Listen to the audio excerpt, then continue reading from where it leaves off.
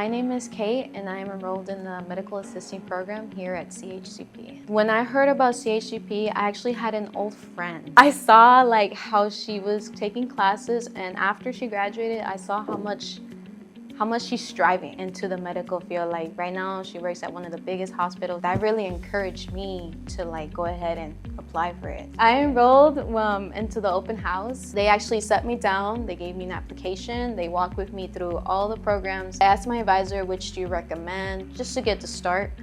And of course, he introduced me to MA with medical assisting. I decided to become a medical assistant because they actually get to experience different areas of the medical field, whether it's a cardiologist, if you want to get to put your foot into that field, if you want to get to experience or get to know how it is to work in the medical field. So that's one of the reasons why I chose MA. My instructors here, they've actually would be side to side with me when it comes to any clinical works or any hands-on skills. Getting that one-on-one time with your instructor, I think you should value that. You do administrative work and you do clinical work.